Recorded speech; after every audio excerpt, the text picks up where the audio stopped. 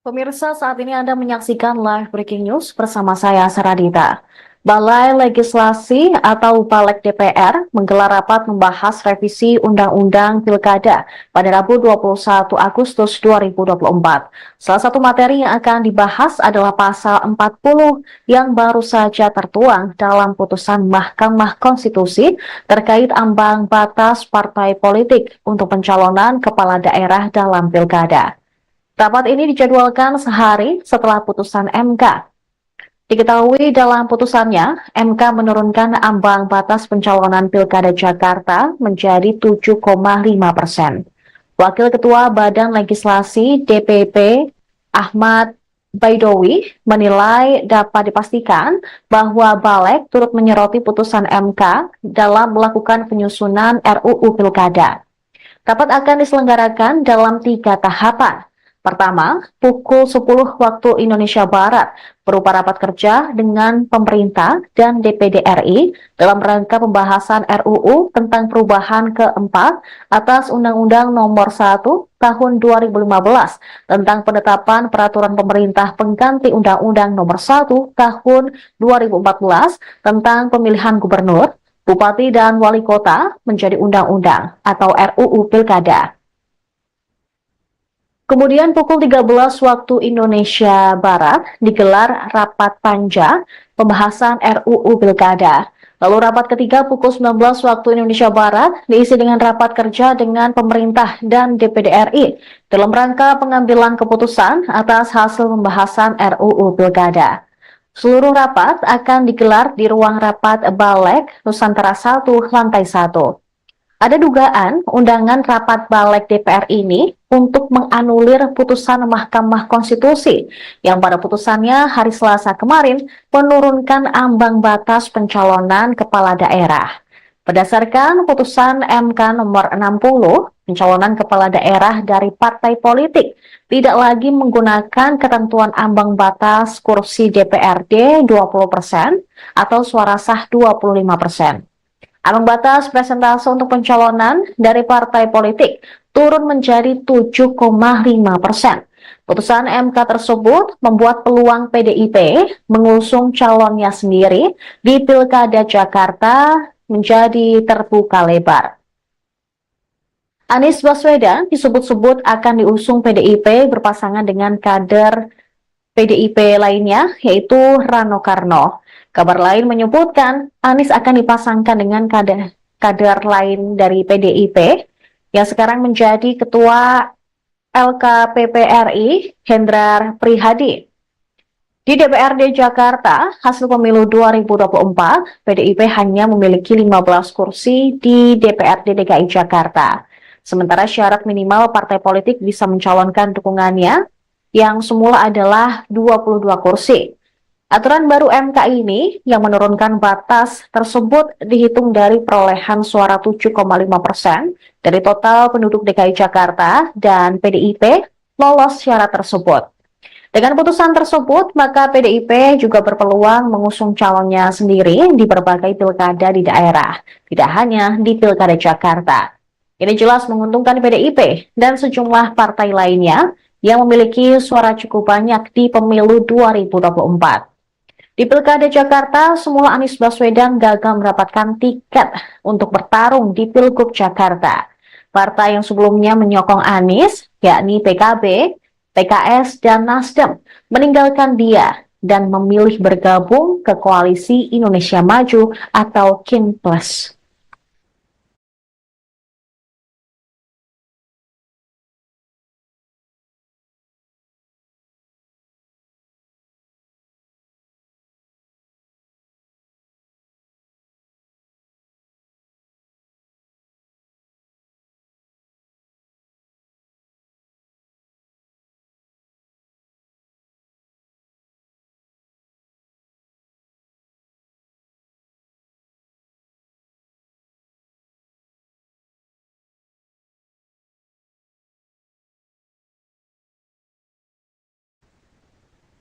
Sementara itu, PDI Perjuangan mewanti-wanti agar pemerintah dalam hal ini DPR RI tidak mempermainkan kedaulatan rakyat.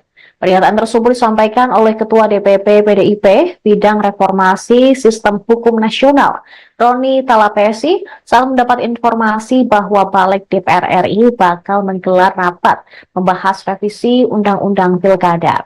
Dia khawatir jika putusan MK untuk ambang batas dan syarat batas usia pencalonan kepala daerah yang baru saja disahkan bakal diotak-atik oleh pihak tertentu.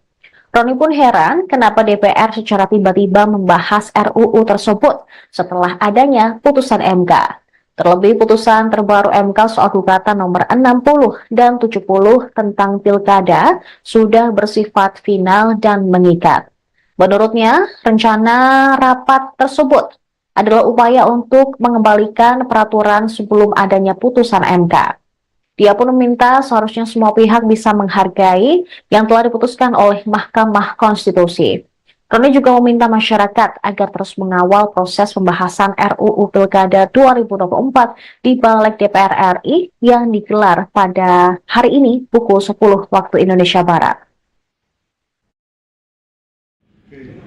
Nah, teman-teman, ini saya mendapatkan informasi bahwa ada rapat balik ya, bahwa terkait dengan revisi Undang-Undang Pilkada ini. Itu tanggal 21 Agustus 2024 dan juga ada rapat panja pembahasan RUU Pilkada di hari yang sama 21 Agustus jam 1 siang dan 7 malam untuk rapat pengambilan keputusan dari hasil RUU Pilkada. Di sini perlu kita sampaikan bahwa jangan ada pihak-pihak yang coba mempermainkan kedaulatan rakyat. Apa yang sudah diputuskan oleh Mahkamah Konstitusi melalui putusan 60 dan 70 harus kita hargai, harus kita hormati, karena disinilah kedaulatan rakyat ditunjukkan oleh putusan Mahkamah Konstitusi. Dalam hal ini kita menjaga demokrasi yang ada, sehingga informasi yang ada ini kita menyampaikan kepada para pihak agar tetap menghargai dan menghormati putusan Mahkamah Konstitusi. Pembahasannya itu yang dibalik itu RUU Pilkada. RUU Pilkada. Iya. Artinya untuk menghambat putusan. Ya, kita lihat kan kok tiba-tiba ada RUU Pilkada. Dalam hal ini kan tidak ada. Padahal kan sudah diuji di Mahkamah Konstitusi, kok tiba-tiba ada RUU Pilkada. Yang dikeluarkan PDIP apa pasal-pasal yang dihukum? Ya, kita lihat bahwa sudah sangat jelas putusan 60 dan 70. Di situ sudah jelas ya, komprehensif juga diatur terkait dengan batas ambang. Kalau kita lihat ada 7,5% di sini, DKI kita bisa usul sendiri. Kemudian di putusan 70 disampaikan bahwa batas umur itu 30 tahun sejak pendaftaran sejak ditetapkan. Pendaftaran dan ditetapkan. Dalam hal ini, kalau seandainya RUU Pilkada menyasar lagi ke hal tersebut, menurut saya di sini rakyat harus bersikap. Berarti ada dugaan kalau nanti RUU Pilkada ini akan kembali mengakomodasi batas usia minimal calon gubernur? Ya, kami menduga seperti itu, ya kan? Kok tiba-tiba ada agenda RUU Pilkada ini? Ya, teman-teman media tolong kawal semuanya. Kita mengajak semua rakyat Indonesia untuk kawal demokrasi yang kita cintai. Oke. Nah, teman-teman, ini saya mendapatkan informasi bahwa ada rapat balik ya, bahwa terkait dengan revisi Undang-Undang. Partai Umat buka-bukaan soal komunikasinya dengan Anies Baswedan terkait Pilkada Jakarta 2024. Ketua Bapilu Nasional Partai Umat, Taufik Hidayat, menuturkan pihaknya sempat menemui Anies pada Jumat 16 Agustus pekan lalu atau 4 hari sebelum putusan Mahkamah Konstitusi terkait ambang batas pilkada. Pertemuan dengan mantan Gubernur DKI Jakarta itu membahas soal dukungan Partai Umat kepada Anies jika kembali mencalonkan diri sebagai gubernur di Pilkada Jakarta. Anies disebut juga menyambut baik dukungan dari Partai Umat. Taufik pun berterima kasih kepada Mahkamah Konstitusi karena mengabulkan gugatan soal ambang batas pilkada tersebut. Menurutnya, putusan MK menguntungkan Partai Umat karena dapat mengusung figur yang dinilai kompeten dan sesuai dengan visi misi partai. Diungkapkan pula pasca adanya putusan MK ini, Partai Umat bakal menggelar rapat pada Rabu 21 Agustus atau hari ini untuk menentukan arah koalisi di Pilkada Jakarta. Namun saat ditanya apakah Partai Umat akan mengusulkan cawagup pendamping Anies jika resmi mengusung, Taufik masih belum mengetahuinya. Sementara itu, Ketua DPP PDIP Komarudin Watubun meminta agar Komisi Pemilihan Umum bersikap proaktif untuk menindaklanjuti putusan Mahkamah Konstitusi terkait persyaratan ambang batas Pilkada 2024. Hal itu penting dilakukan oleh KPU agar lembaga tersebut tidak dianggap berat sebelah, khususnya dalam konstelasi Pilkada mendatang. Jika KPU tidak langsung merespons hasil putusan yang ditetapkan MK, maka bukan tidak mungkin bakal kembali menimbulkan gejolak di masyarakat. Pada sidang kemarin, Mahkamah Konstitusi juga memberikan ultimatum kepada KPU jika tetap meloloskan calon kepala daerah yang tidak memenuhi syarat pencalonan dalam Pilkada serentak 2024. Nantinya jika KPU tidak mengikuti pertimbangan yang telah ditentukan, maka MK dapat membatalkan calon kepala daerah dan wakil kepala daerah pada sengketa Pilkada mendatang. Seperti diketahui, MK telah memutuskan bahwa partai politik yang tidak lolos ke DPRD bisa mengusung calonnya sendiri. Sementara khusus untuk Pilkada Jakarta, parpol atau koalisi bisa mengusung calon jika raihan suara di pemilu 2024 berjumlah 7,5%.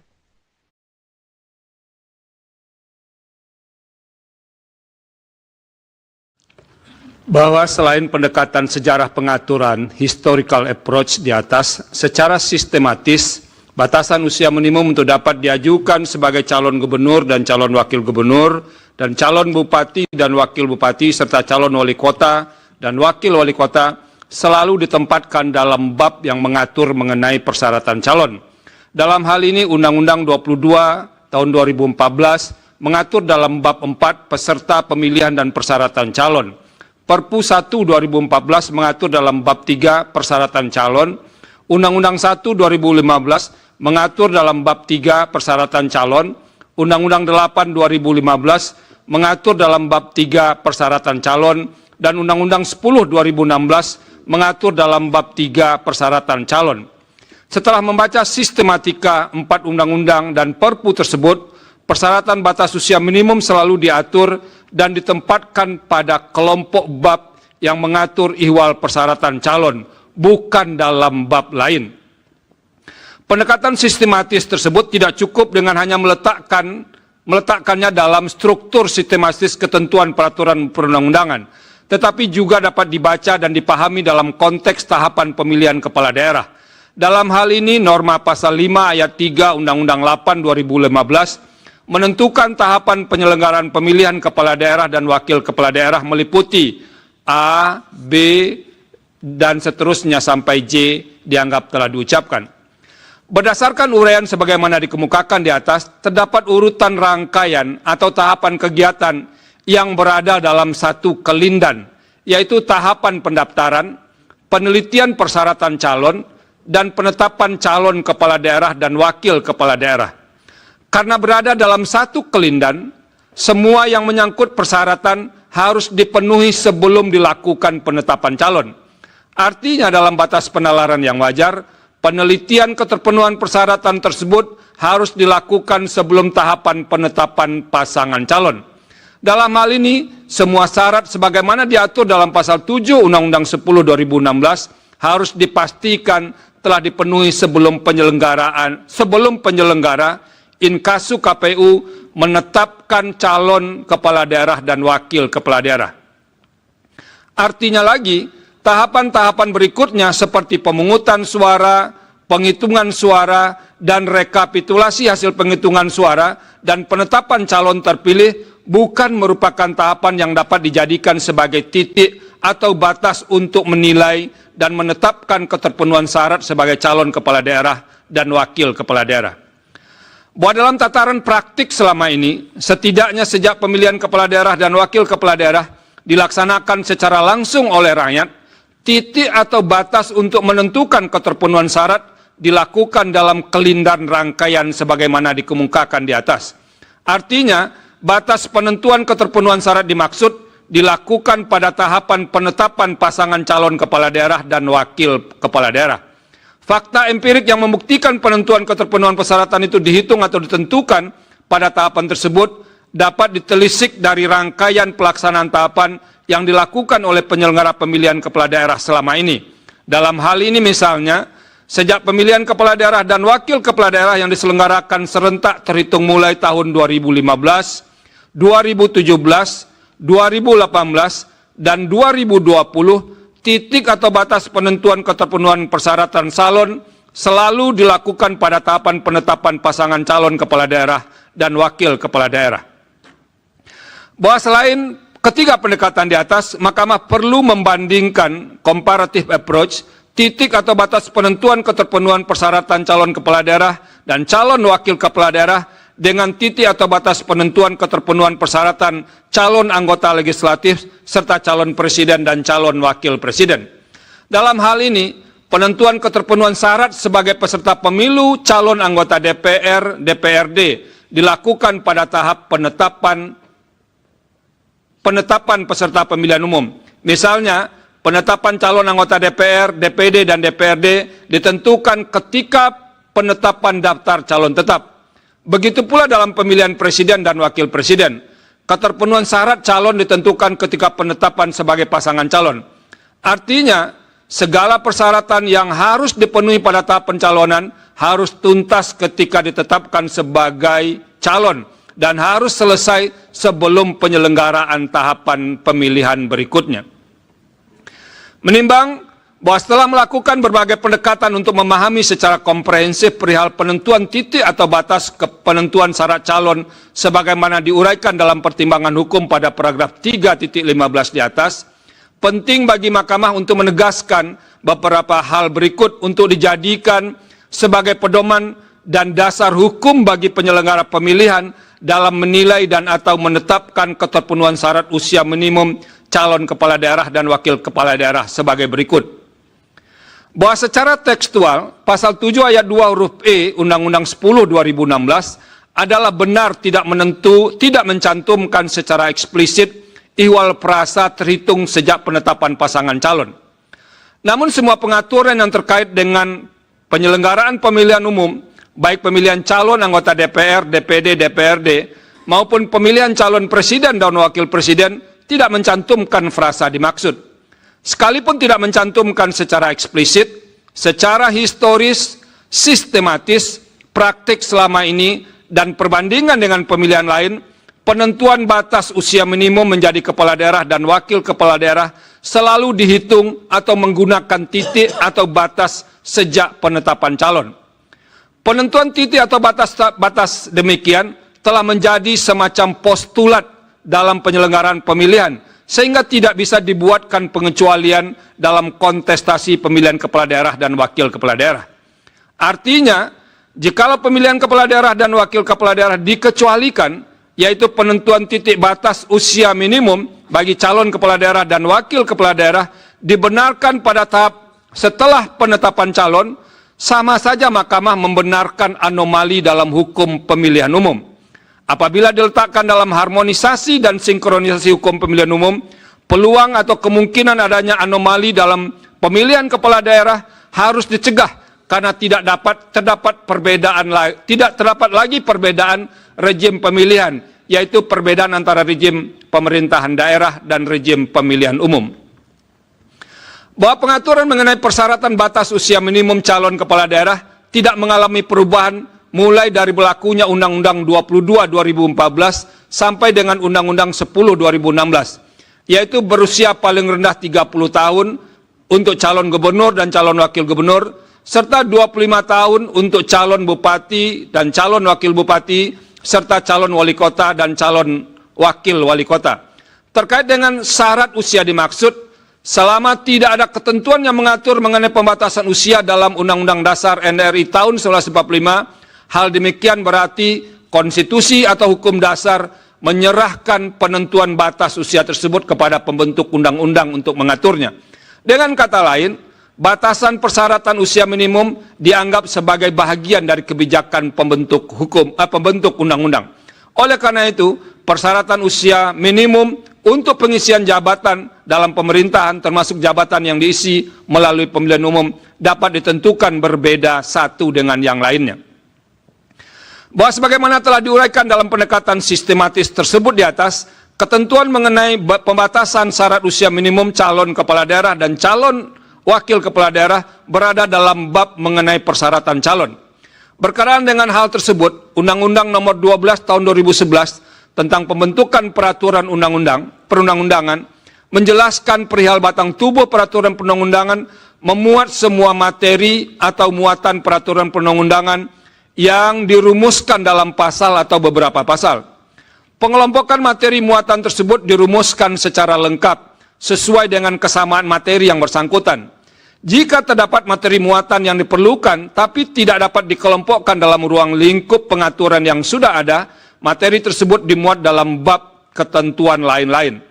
Pengelompokan materi muatan peraturan perundang-undangan dapat disusun secara sistematis dalam buku, bab, bahagian, dan paragraf. Pengelompokan materi muatan dalam buku, bab, bahagian, dan paragraf dilakukan atas dasar kesamaan materi. Vide lampiran 2 Undang-Undang 12 2011 angka 61 sampai 63. Karena pengelompokan materi tersebut menjadi tidak tepat atau tidak relevan, meletakkan penilaian keterpenuhan persyaratan usia minimum misalnya pada tahap pemungutan suara, penetapan calon terpilih, atau pada tahap pelantikan. Berdasarkan penjelasan lampiran 2 Undang-Undang 12 2011 tersebut, bab mengenai persyaratan calon memuat materi yang sama, yaitu terkait dengan syarat-syarat yang harus dipenuhi dalam hal seseorang hendak mencalonkan diri atau dicalonkan sebagai calon kepala daerah dan wakil kepala daerah.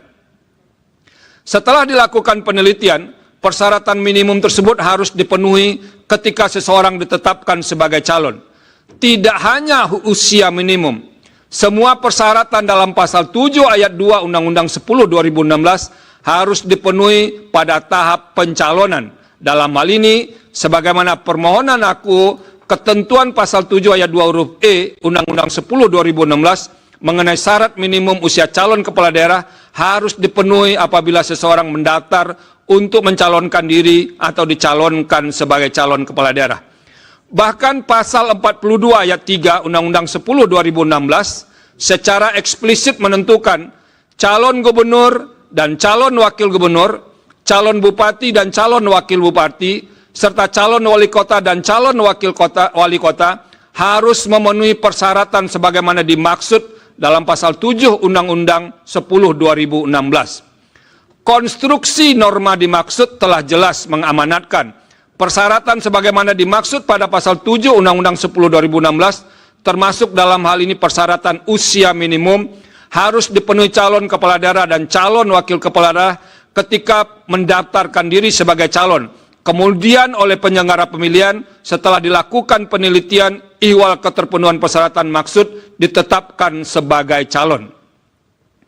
Bahwa terkait dengan pertimbangan hukum sebagaimana diuraikan pada subparagraf 3.16.1, 3.16.2, dan 3.16.3 di atas, sebagai penyelenggara, KPU menetapkan batas usia minimum calon kepala daerah dan calon wakil kepala daerah sesuai dengan batas usia minimum yang diatur dalam undang-undang.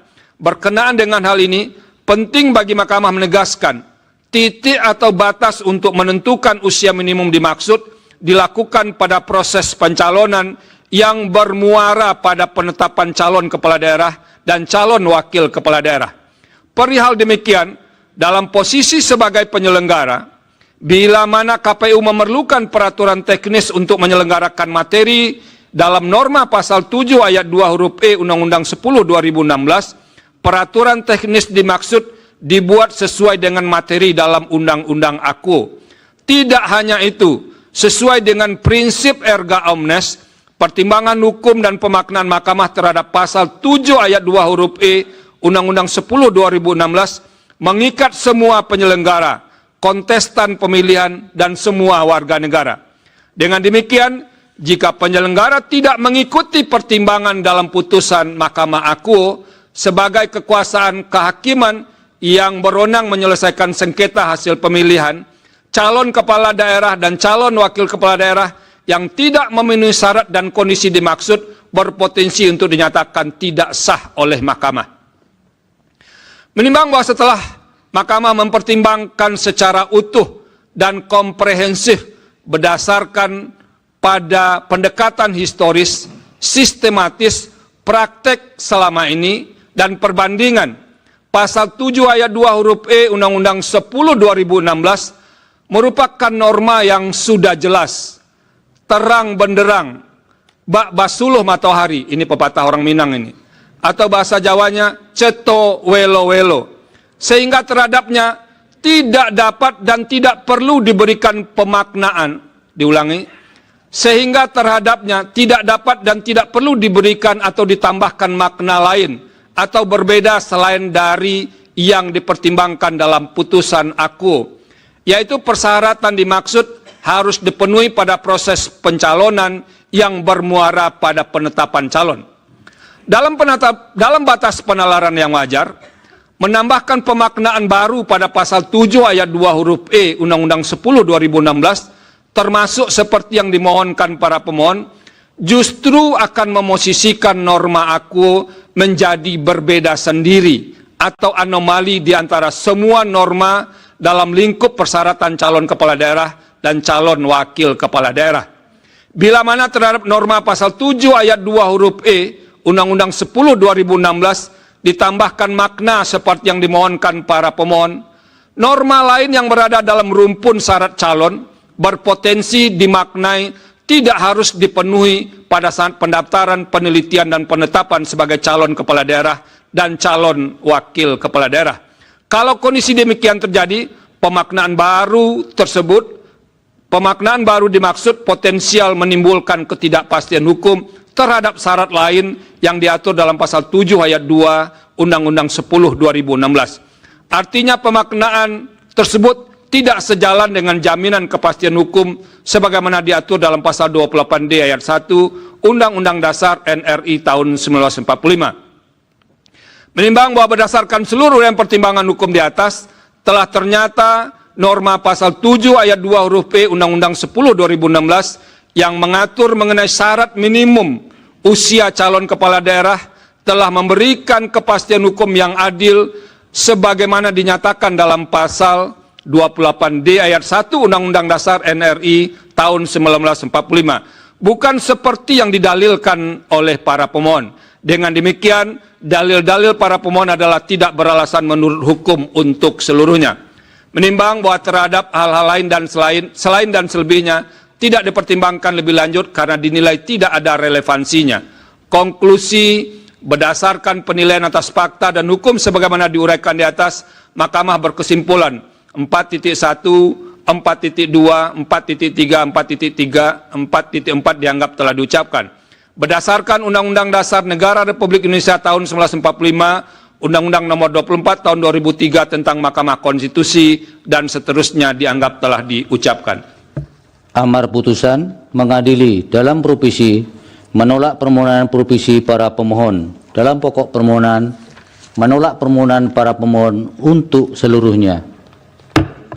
Demikian diputus dalam rapat permusyawaratan hakim oleh 8 hakim konstitusi, yaitu nama-nama hakim dianggap diucapkan pada hari Kamis tanggal 1 bulan Agustus tahun 2024 yang diucapkan dalam sidang pleno Mahkamah Konstitusi terbuka untuk umum pada hari Selasa tanggal 20 bulan Agustus tahun 2024 selesai diucapkan pukul 10:13 waktu Indonesia Barat oleh 7 hakim konstitusi karena tanpa dihadiri hakim konstitusi Ridwan Mansur dengan dibantu oleh Rizky Amalia sebagai panitera pengganti serta dihadiri para pemohon dan atau kuasanya, Dewan Perwakilan Rakyat atau yang mewakili, dan Presiden atau yang mewakili.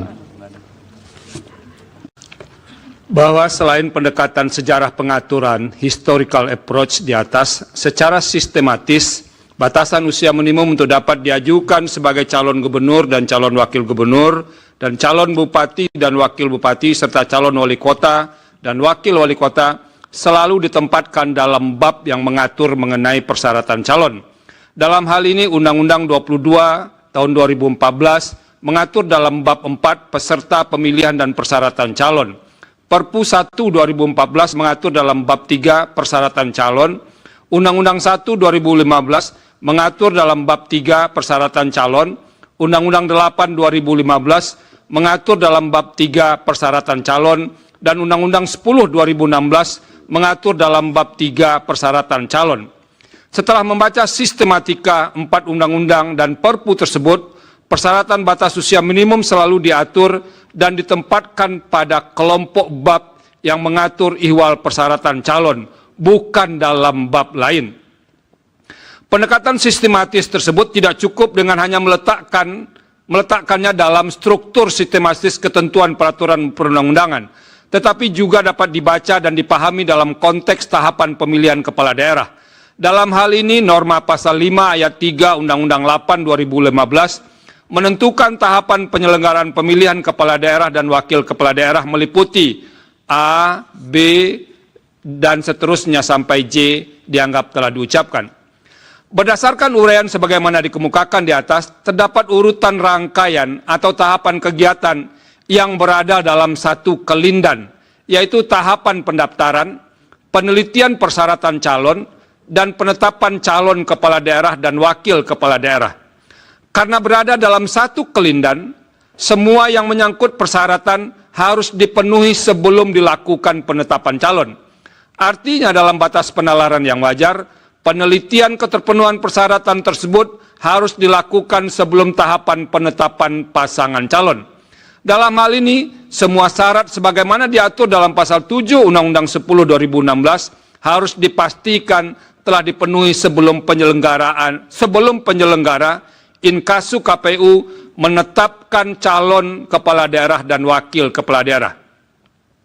Artinya lagi, tahapan-tahapan berikutnya seperti pemungutan suara, penghitungan suara, dan rekapitulasi hasil penghitungan suara, dan penetapan calon terpilih bukan merupakan tahapan yang dapat dijadikan sebagai titik atau batas untuk menilai dan menetapkan keterpenuhan syarat sebagai calon kepala daerah dan wakil kepala daerah. Bahwa dalam tataran praktik selama ini, setidaknya sejak pemilihan kepala daerah dan wakil kepala daerah dilaksanakan secara langsung oleh rakyat, titik atau batas untuk menentukan keterpenuhan syarat dilakukan dalam kelindan rangkaian sebagaimana dikemukakan di atas. Artinya, batas penentuan keterpenuhan syarat dimaksud dilakukan pada tahapan penetapan pasangan calon kepala daerah dan wakil kepala daerah. Fakta empirik yang membuktikan penentuan keterpenuhan persyaratan itu dihitung atau ditentukan pada tahapan tersebut dapat ditelisik dari rangkaian pelaksanaan tahapan yang dilakukan oleh penyelenggara pemilihan kepala daerah selama ini. Dalam hal ini misalnya, sejak pemilihan kepala daerah dan wakil kepala daerah yang diselenggarakan serentak terhitung mulai tahun 2015, 2017, 2018, dan 2020, titik atau batas penentuan keterpenuhan persyaratan calon selalu dilakukan pada tahapan penetapan pasangan calon kepala daerah dan wakil kepala daerah. Bahwa selain ketiga pendekatan di atas, Mahkamah perlu membandingkan comparative approach, titik atau batas penentuan keterpenuhan persyaratan calon kepala daerah dan calon wakil kepala daerah dengan titik atau batas penentuan keterpenuhan persyaratan calon anggota legislatif serta calon presiden dan calon wakil presiden. Dalam hal ini, penentuan keterpenuhan syarat sebagai peserta pemilu calon anggota DPR, DPRD dilakukan pada tahap penetapan peserta pemilihan umum. Misalnya, penetapan calon anggota DPR, DPD, dan DPRD ditentukan ketika penetapan daftar calon tetap. Begitu pula dalam pemilihan presiden dan wakil presiden. Keterpenuhan syarat calon ditentukan ketika penetapan sebagai pasangan calon. Artinya, segala persyaratan yang harus dipenuhi pada tahap pencalonan harus tuntas ketika ditetapkan sebagai calon dan harus selesai sebelum penyelenggaraan tahapan pemilihan berikutnya. Menimbang bahwa setelah melakukan berbagai pendekatan untuk memahami secara komprehensif perihal penentuan titik atau batas penentuan syarat calon sebagaimana diuraikan dalam pertimbangan hukum pada paragraf 3.15 di atas, penting bagi Mahkamah untuk menegaskan beberapa hal berikut untuk dijadikan sebagai pedoman dan dasar hukum bagi penyelenggara pemilihan dalam menilai dan atau menetapkan keterpenuhan syarat usia minimum calon kepala daerah dan wakil kepala daerah sebagai berikut.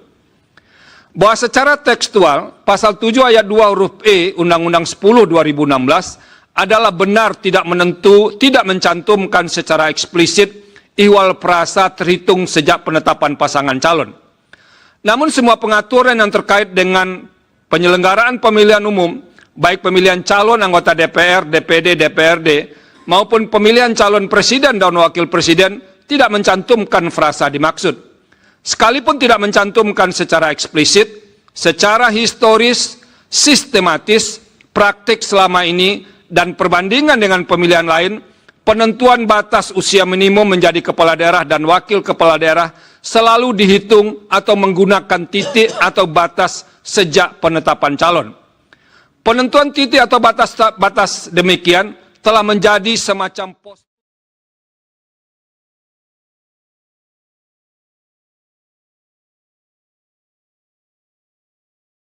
2014 tentang pemilihan gubernur, bupati, dan wali kota menjadi undang-undang atau RUU Pilkada.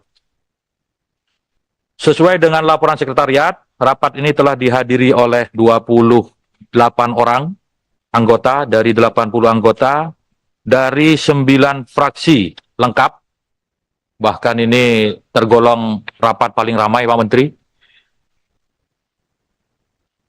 Oleh karena itu, perkenankan kami membuka rapat kerja ini dan rapat dinyatakan terbuka untuk umum. Pertama-tama kami ucapkan terima kasih kepada Saudara Menteri Dalam Negeri, Saudara Menteri Keuangan, dan Saudara Menteri Hukum dan HAM yang telah bersedia memenuhi undangan Badan Legislasi dalam rangka rapat kerja pada hari ini. Sebagai tindak lanjut penanganan RUU Pilkada, DPR RI melalui rapat konsultasi pengganti rapat Badan Musyawarah menugaskan kepada Badan Legislasi untuk melakukan pembahasan dalam pembicaraan tingkat 1 dengan Presiden yang dalam hal ini diwakili oleh Menteri Dalam Negeri, Menteri Keuangan, dan Menteri Hukum dan HAM. Namun sebelumnya perlu kami sampaikan bahwa anggota Badan Legislasi berjumlah 80 orang dengan pimpinan sebagai berikut. Ketua Dr. Wihadi Wianto SHMH dari fraksi Partai Gerindra, Wakil Ketua Ihsan Sulistyo dari fraksi PDIP, Willy Aditya dari fraksi Nasdem, Haji Abdul Wahid SPDI MSI dari fraksi PKB, Dr. Ahmad Baidowi SOS MSI dari fraksi P3. Ketentuan pasal 149 ayat 1 Peraturan DPR tentang tata tertib menyatakan bahwa pembahasan RUU dalam pembicaraan tingkat 1 dilakukan dengan kegiatan sebagai berikut. A. Pengantar musyawarah. B. Pembahasan daftar inventarisasi masalah atau DIM. C. Penyampaian pendapat mini sebagai sikap akhir. Dan D. Pengambilan keputusan. Dalam pengantar musyawarah sebagaimana maksud di atas, DPR memberikan penjelasan dan Presiden menyampaikan pandangan apabila RUU berasal dari DPR. Karena RUU Pilkada berasal dari DPR, maka DPR dalam hal ini Badan Legislasi berkewajiban memberikan penjelasan atas pengajuan RUU sebagai berikut. Ini rapat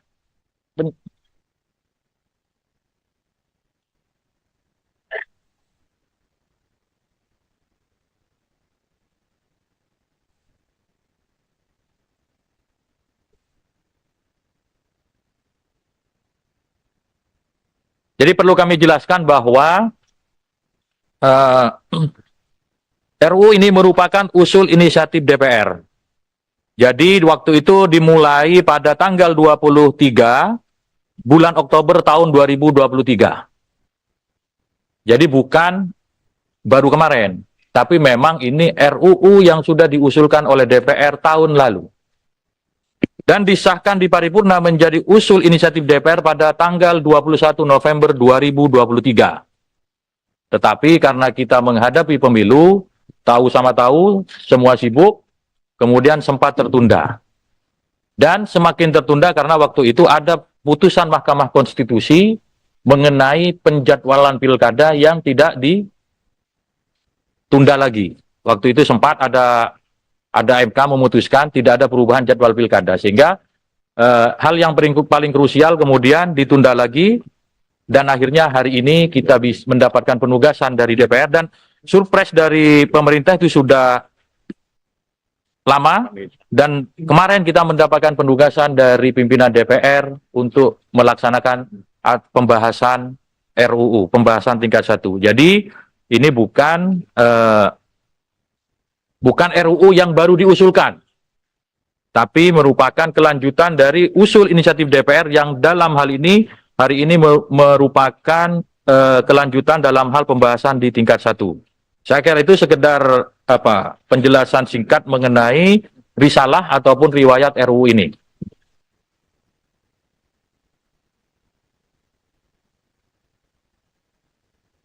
Selanjutnya kami sampaikan kesempatan berikutnya kepada pemerintah untuk menyampaikan pandangannya terhadap RUU ini. Kami persilahkan.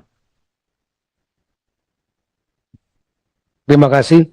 Bismillahirrahmanirrahim. Assalamualaikum warahmatullahi wabarakatuh. Selamat pagi, salam sejahtera untuk kita semua. Shalom, Om Swastiastu. Nama budaya, salam kebajikan.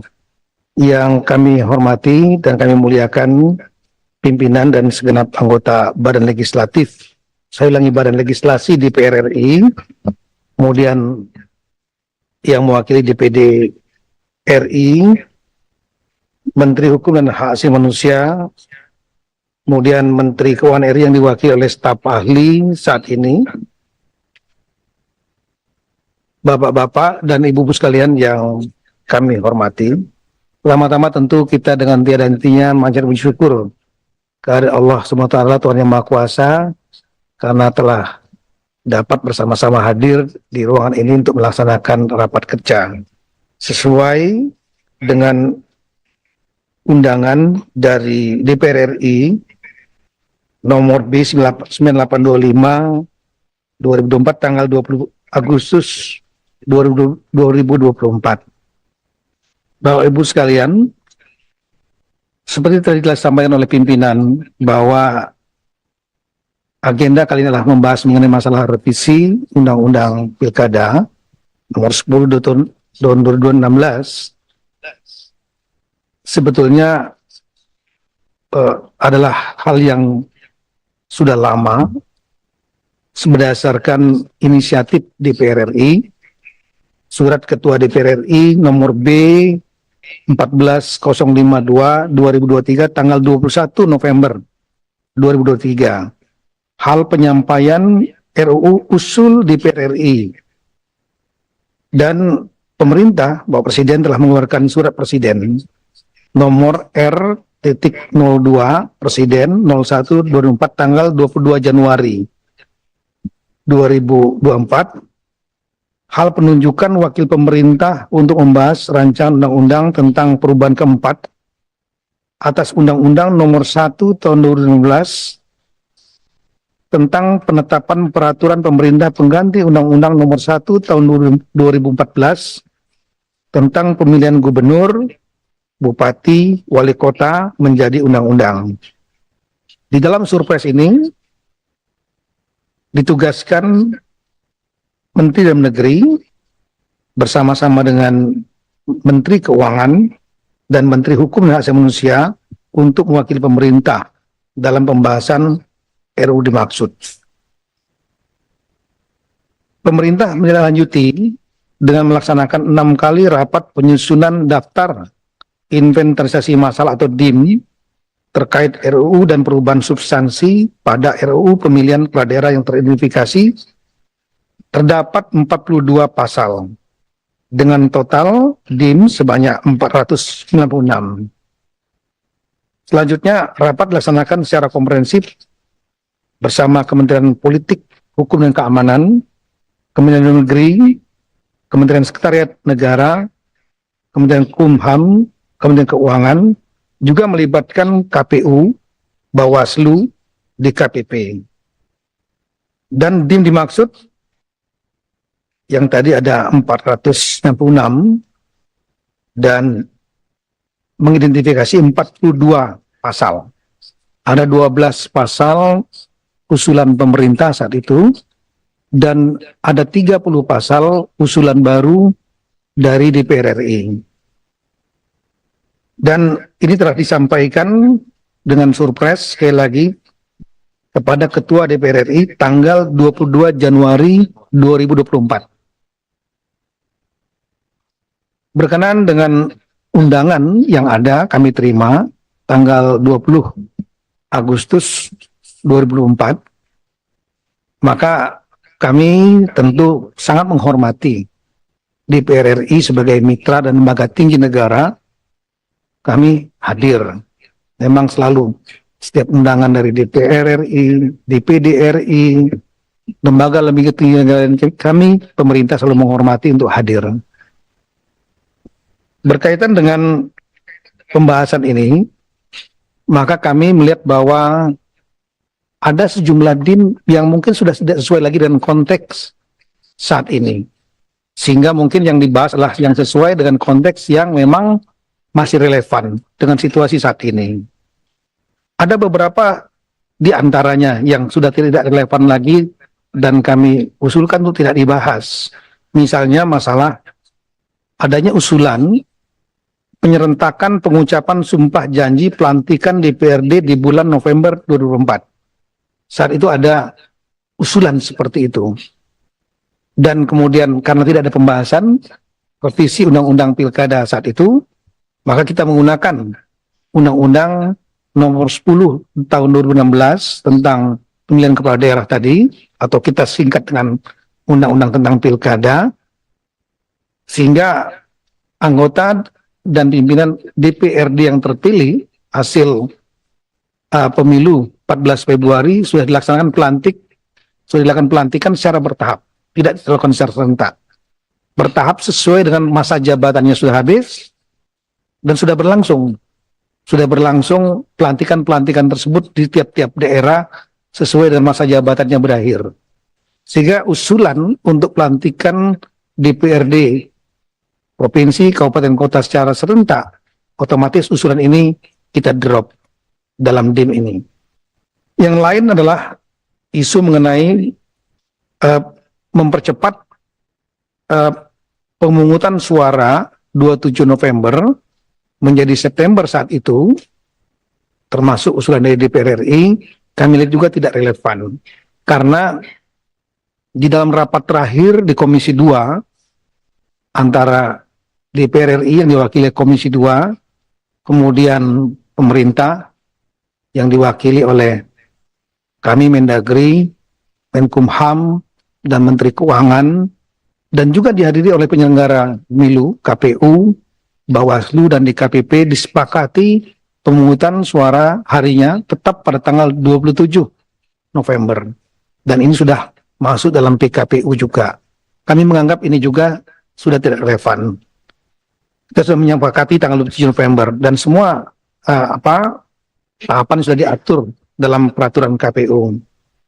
Isu lain misalnya penyesuaian jumlah anggota Bawaslu Provinsi, Bawaslu Kabupaten Kota, dan Panitia Pengawas Kecamatan sesuai Undang-Undang Pemilu dengan penambahan jumlah Panwas Kelurahan Desa dari 1 orang menjadi 3 orang. Ini juga sudah tidak relevan lagi karena KPU Bawaslu sudah memutuskan komposisi sama seperti pada saat pemilihan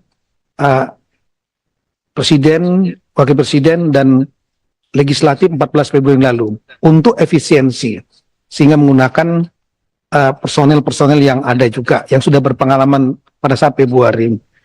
Jadi melihat dari situasi konteks saat ini, sehingga yang sudah terlanjur terlaksana sesuai Undang-Undang Nomor 11, maka DIM-DIM yang kami usulkan itu kami sarankan untuk tidak dibahas lagi. Jadi cukup dibahas yang memang sesuai dengan konteks saat ini dan termasuk mempertimbangkan poin-poin pada putusan Mahkamah Konstitusi sebagai masukan. Pimpinan anggota Badan Legislasi dan yang kami hormati, pada prinsipnya pemerintah siap dan sepakat untuk membahas revisi Undang-Undang Pilkada yang kami sebutkan tadi sesuai dengan konteks saat ini, dan tentu terbuka masukan-masukan, dan dari pemerintah juga sepakat setuju kalau seandainya ditindaklanjuti dengan kalau memang Bapak-Bapak Ibu dan kami muliakan sepakat membentuk panja, panitia kerja dari pemerintah siap untuk bergabung dalam panja tersebut, termasuk tim sinkronisasi dan tim rumus dan dibahas di tahap yang selanjutnya. Kami kira itu pendapat dari pemerintah. Kami ucapkan terima kasih banyak. Assalamualaikum warahmatullahi taala wabarakatuh. Waalaikumsalam warahmatullahi wabarakatuh.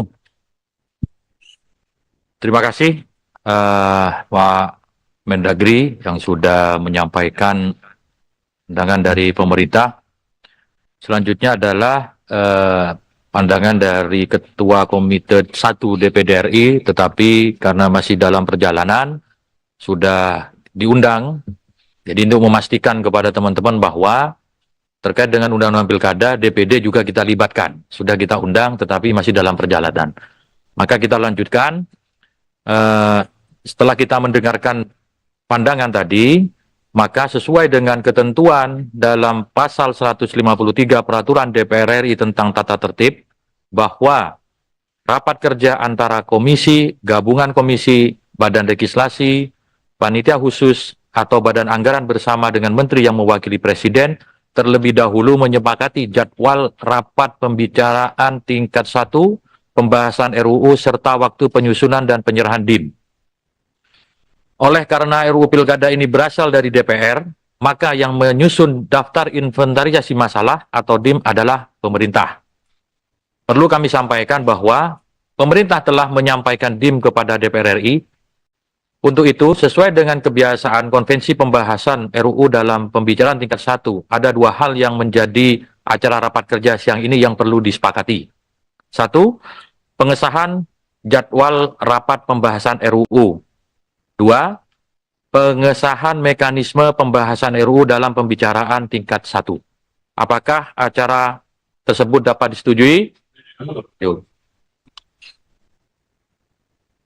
Kami bacakan jadwal rapat DIM RUU dari pemerintah. Ada sebanyak 496 DIM dengan rincian DIM sebagai berikut. DIM tetap sebanyak 336 DIM, DIM perubahan redaksional sebanyak 7 DIM, DIM perubahan substansi sebanyak 9 DIM, DIM dihapus sebanyak 4 DIM, dan DIM usulan baru sebanyak 140 DIM. Berkenaan dengan jadwal rapat-rapat pembahasan RUU Pilkada serta melihat rekapitulasi DIM yang disampaikan, Badan Legislasi mengharapkan pembahasan RUU Pilkada dapat diselesaikan dalam waktu yang tidak terlalu lama dan RUU tersebut dapat masuk dalam tahap pembicaraan tingkat 2 dalam rapat paripurna terdekat untuk dapat disetujui sebagai undang-undang. Karena ini sangat urgen, sebentar lagi sudah masuk tahapan pilkada. Maaf, sudah masuk pendaftaran pilkada, tahapannya udah jalan. Tadi itu DIM yang disampaikan oleh pemerintah, seandainya nanti ada revisi dari DIM pemerintah, kami buka kemungkinannya, itu tergantung dari pemerintah. Apakah dapat disetujui? 2. Mekanisme pembahasan RUU dalam pembicaraan tingkat 1. Perlu kami sampaikan bahwa mekanisme ini sudah lazim digunakan sebagai pedoman selama pembahasan RUU oleh Badan Legislasi bersama pemerintah dan DPD RI. Namun demikian, kami menawarkan untuk DIM yang bersifat tetap dapat langsung disetujui dalam rapat kerja ini, dan untuk DIM lainnya langsung dibahas oleh panitia kerja. Kami minta persetujuan dari pemerintah, termasuk juga kemungkinan DIM yang ada akan dicabut ataupun ada perubahan. Silakan pemerintah. Baik, terima kasih Pak Mendagri, pimpinan Menteri Keuangan, pimpinan dan teman-teman anggota Badan Legislasi. Rasanya masih seperti di tempatnya Pak Awi saya. Tidak sadar sudah bergeser Pak Bedowi.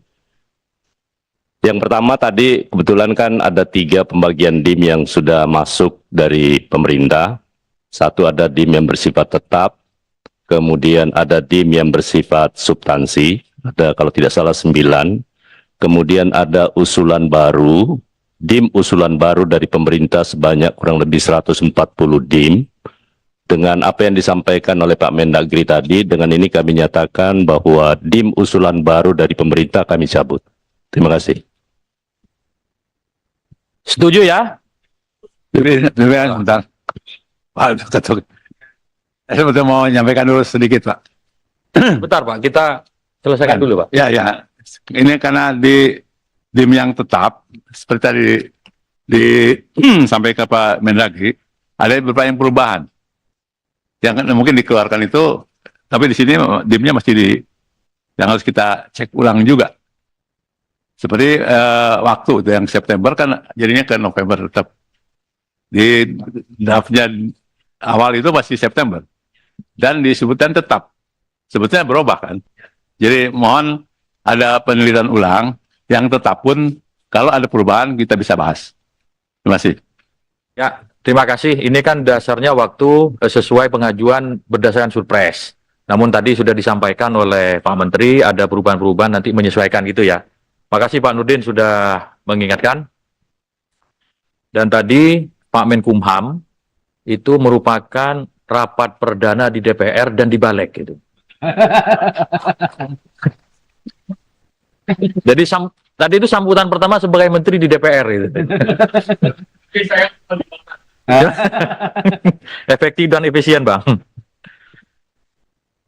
Sebelum kami menutup rapat kerja ini dan nama-nama anggota panja telah disampaikan kepada Badan Legislasi, tadi dari kami sudah menerima nama-nama anggota panja sebanyak 40 orang, tidak perlu kami bacakan, nanti menjadi lampiran, nanti bisa ditayangkan kalau ada yang menanyakan.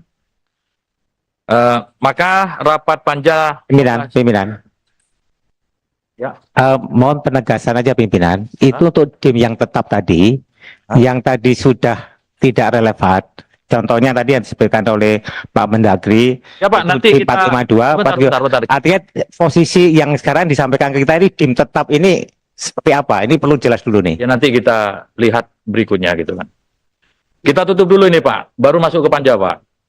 Oh, berarti ini akan dibahas di panja? Ya Bang, ada panja Pak, harus ada panja ini Pak. Kan harus menyesuaikan lagi tadi. Kan ada, tadi sudah diingatkan oleh Pak Nurdin gitu. Ini nggak termasuk tim tetap? ya, akan dibahas? Nanti kan dibuka lagi, kan ada beberapa gitu kan.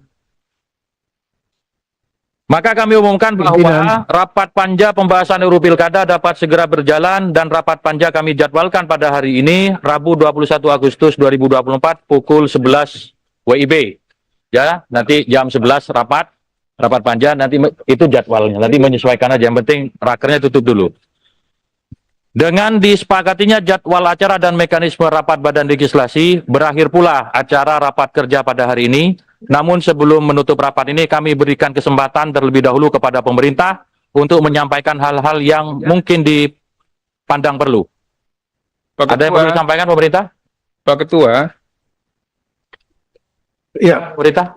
kami dari pemerintah sepakat untuk dibentuk panja dan pembahasan teknisnya nanti di tingkat panja. Terima kasih. Nah, terima kasih. Apabila tidak ada hal atau setelah apa yang disampaikan pemerintah, maka rapat dapat diakhiri dan ditutup. Ketua. Terima kasih. Wassalamualaikum warahmatullahi wabarakatuh. Pak Ketua, bukan Pak Ketua, kita mau menyampaikan dulu Pak Ketua. Recording stopped.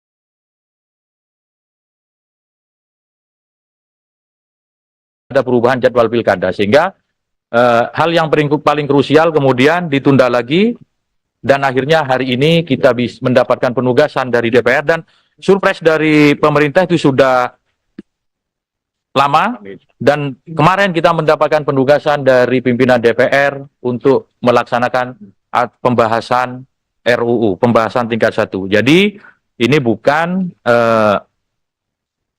RUU yang baru diusulkan, tapi merupakan kelanjutan dari usul inisiatif DPR yang dalam hal ini hari ini merupakan kelanjutan dalam hal pembahasan di tingkat 1.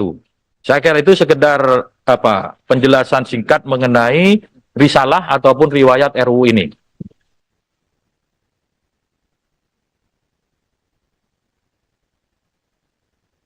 Selanjutnya kami sampaikan kesempatan berikutnya kepada pemerintah untuk menyampaikan pandangannya terhadap RUU ini. Kami persilahkan.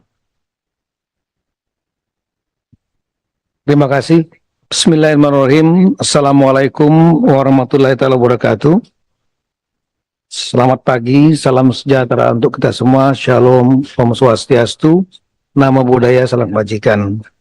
Yang kami hormati dan kami muliakan pimpinan dan segenap anggota Badan Legislatif, saya ulangi, Badan Legislasi DPR RI, kemudian yang mewakili DPD RI, Menteri Hukum dan Hak Asasi Manusia, kemudian Menteri Keuangan RI yang diwakili oleh staf ahli saat ini,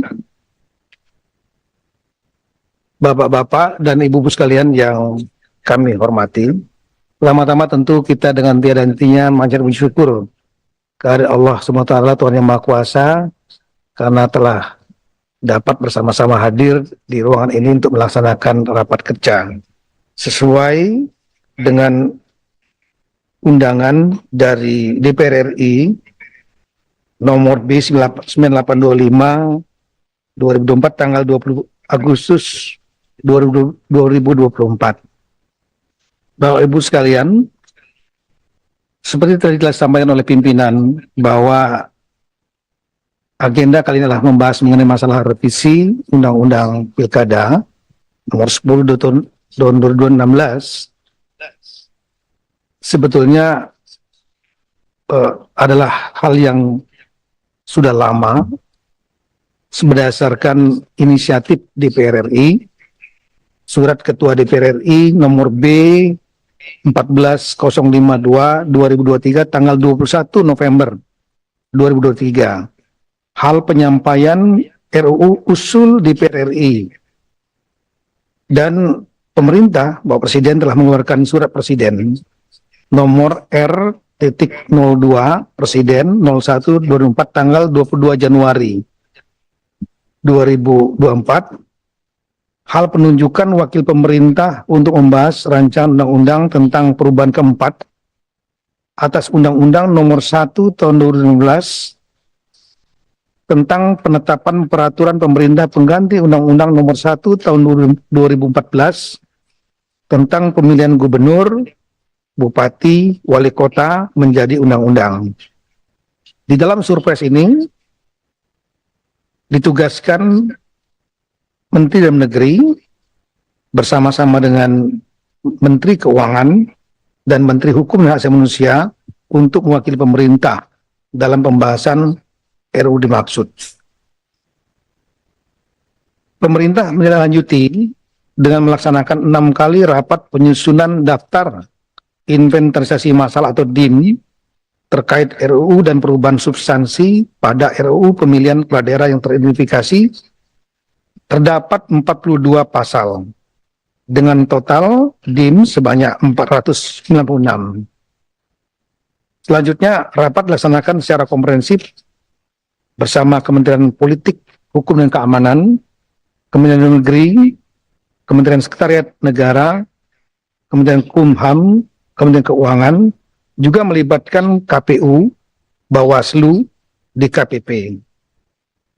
Dan DIM dimaksud yang tadi ada 466 dan mengidentifikasi 42 pasal. ada 12 pasal usulan pemerintah saat itu, dan ada 30 pasal usulan baru dari DPR RI.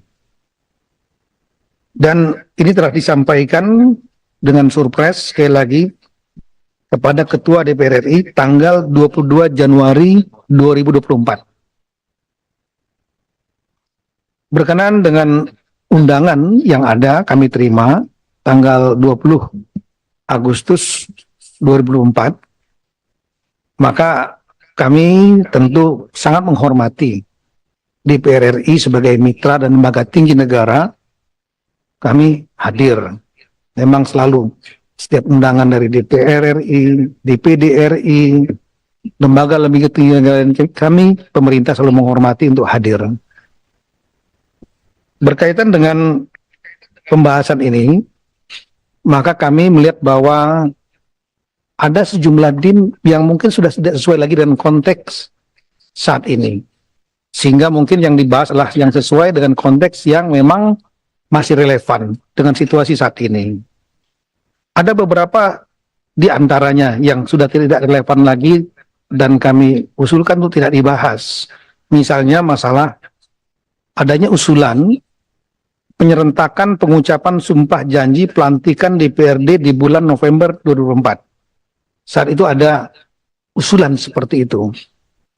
Dan kemudian karena tidak ada pembahasan revisi Undang-Undang Pilkada saat itu, maka kita menggunakan Undang-Undang Nomor 10 Tahun 2016 tentang pemilihan kepala daerah tadi, atau kita singkat dengan Undang-Undang tentang Pilkada, sehingga anggota dan pimpinan DPRD yang terpilih hasil pemilu 14 Februari sudah dilaksanakan pelantikan secara bertahap, tidak dilakukan secara serentak.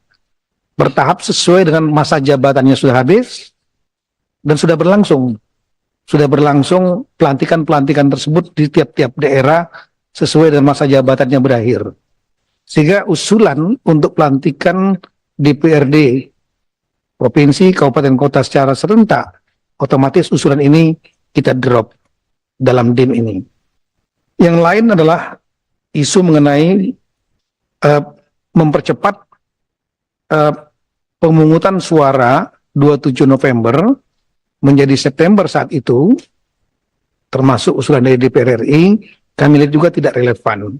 Karena di dalam rapat terakhir di Komisi 2, antara DPR RI yang diwakili Komisi 2, kemudian pemerintah yang diwakili oleh kami Mendagri, Menkumham, dan Menteri Keuangan, dan juga dihadiri oleh penyelenggara pemilu, KPU, Bawaslu, dan DKPP, disepakati pemungutan suara harinya tetap pada tanggal 27 November. Dan ini sudah masuk dalam PKPU juga. Kami menganggap ini juga sudah tidak relevan. Kita sudah menyepakati tanggal 27 November, dan semua tahapan sudah diatur dalam peraturan KPU.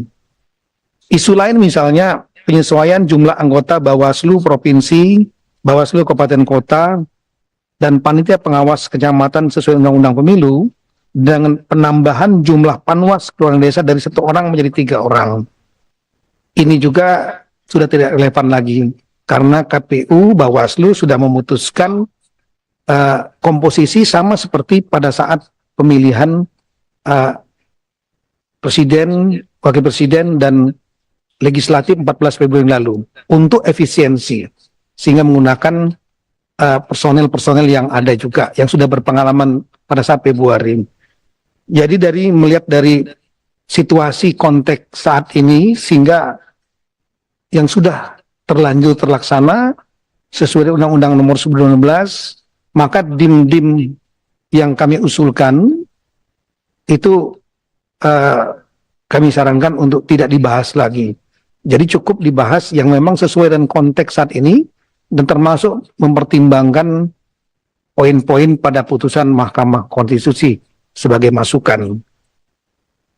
Pimpinan anggota Badan Legislasi dan hadirin kami hormati, pada prinsipnya pemerintah siap dan sepakat untuk membahas revisi Undang-Undang Pilkada yang kami sebutkan tadi sesuai dengan konteks saat ini, dan tentu terbuka masukan-masukan, dan dari pemerintah juga sepakat setuju kalau seandainya ditindaklanjuti dengan kalau memang Bapak-Bapak Ibu dan kami muliakan sepakat membentuk panitia kerja dari pemerintah siap untuk bergabung dalam panja tersebut, termasuk tim sinkronisasi dan tim perumus, dan dibahas di tahap yang selanjutnya.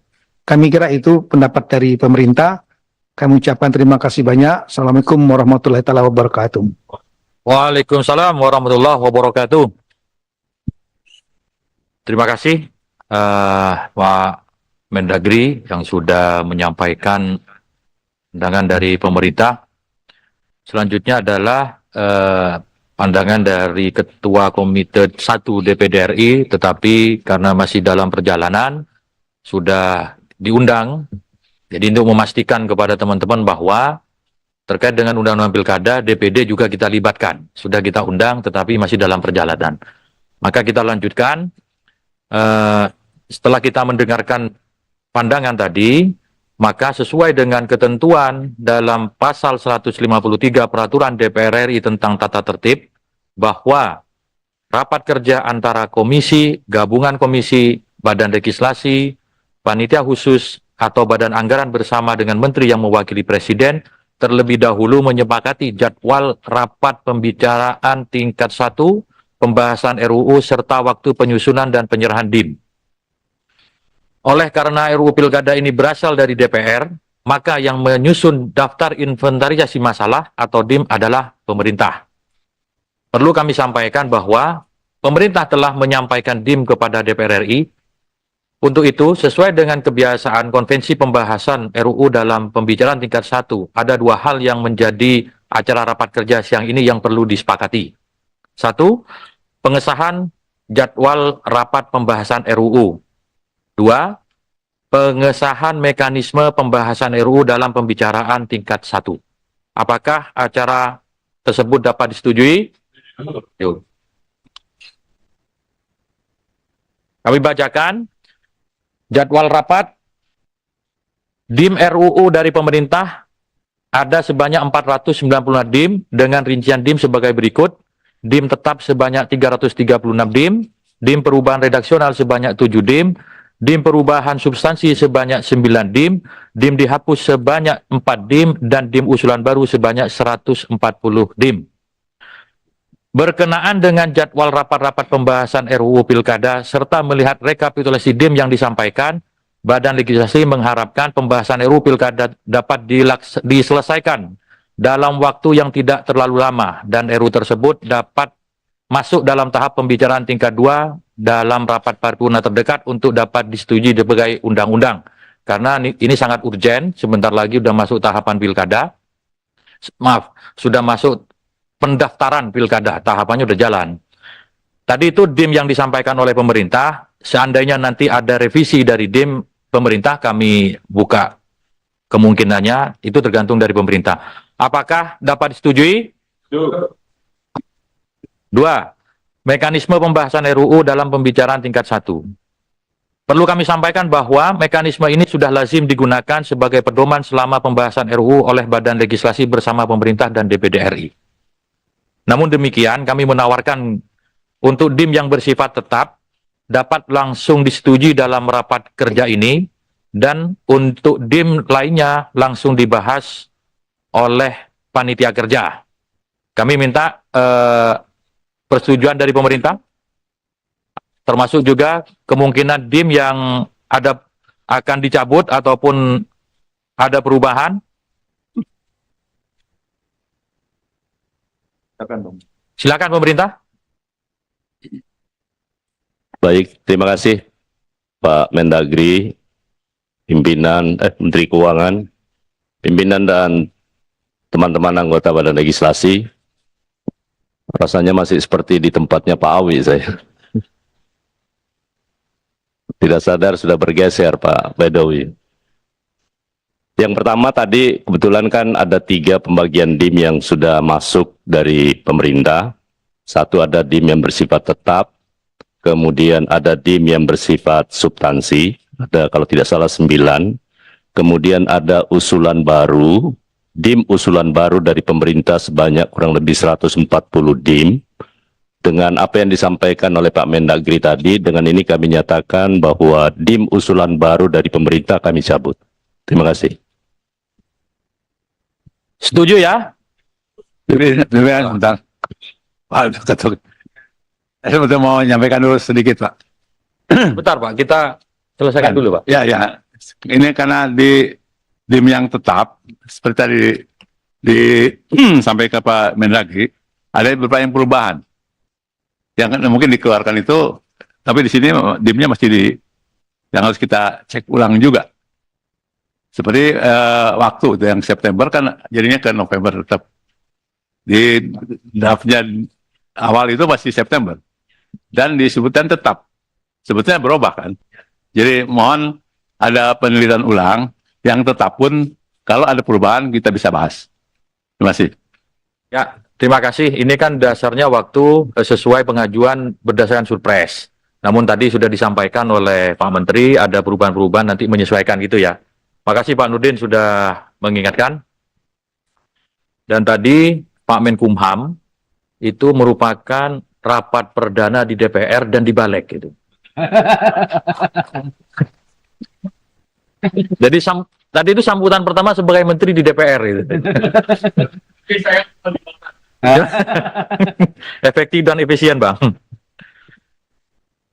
Sebelum kami menutup rapat kerja ini dan nama-nama anggota panja telah disampaikan kepada Badan Legislasi, tadi dari kami sudah menerima nama-nama anggota panja sebanyak 40 orang, tidak perlu kami bacakan, nanti menjadi lampiran, nanti bisa ditayangkan kalau bahwa selain pendekatan sejarah pengaturan historical approach di atas, secara sistematis batasan usia minimum untuk dapat diajukan sebagai calon gubernur dan calon wakil gubernur dan calon bupati dan wakil bupati serta calon wali kota dan wakil wali kota selalu ditempatkan dalam bab yang mengatur mengenai persyaratan calon.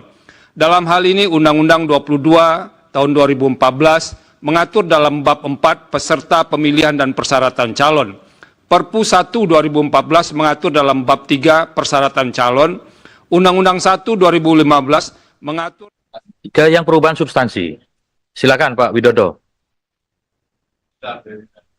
Ya, masih ada lagi Pak. Silakan. Yang tadi yang walaupun saya disepakati disetujui, tapi kan DIM-nya belum kita ketok yang pasal 2, 72, 451, walaupun katanya sudah berubah, tapi di DIM-nya ini kan masih bunyi yang lama.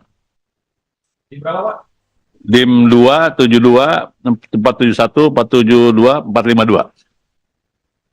DIM 2, 72. Di DIM tetap ya? Ya, di tetap. 272. Ya. 472. 452, 471, 472. 471, 472. Ya. Itu mengenai September yang sekarang jadi November itu, Pak. Tapi di sini masih November dan pemerintah tetap di bunyinya. Padahal kan udah berubah. Ya udah dicabut tadi. Ya, makanya, jadi Udah ini dicabut. diperbaiki.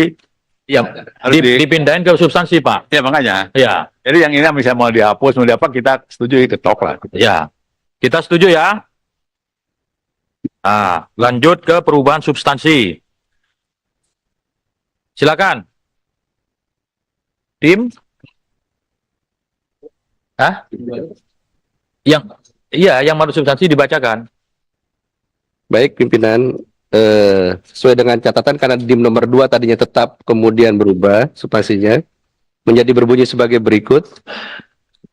Angka 2 menimbang titik 2 huruf A bahwa seluruh kepala daerah definitif berakhir masa jabatannya pada 31 Desember 2024 kecuali untuk daerah istimewa Yogyakarta. Kondisi tersebut menyebabkan seluruh daerah tidak memiliki kepala daerah definitif pada bulan Januari 2025 kecuali daerah istimewa Yogyakarta yang dapat berdampak pada melemahnya sistem tata kelola pemerintahan daerah yang berpotensi mengganggu stabilitas sosial dan politik. Mengingat kepala daerah yang bukan definitif memiliki keterbatasan kewenangan sehingga tujuan utama pemilihan kepala daerah secara serentak nasional sebagai satu rangkaian proses rekrutmen politik nasional dan daerah pada tahun 2024 tidak tercapai. Ada frase 31 Desember 2024. Mohon konfirmasi dari pihak pemerintah apakah memang seperti ini atau tidak perlu diubah. Demikian pimpinan.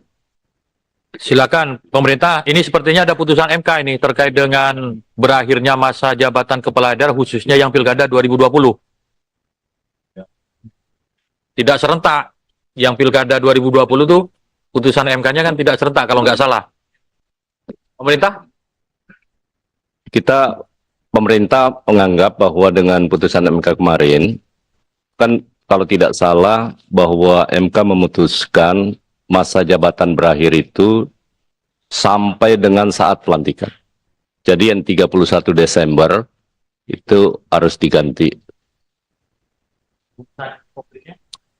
Prinsipnya adalah bahwa seluruh kepala daerah definitif yang berakhir masa jabatannya pada kecuali untuk sebentar.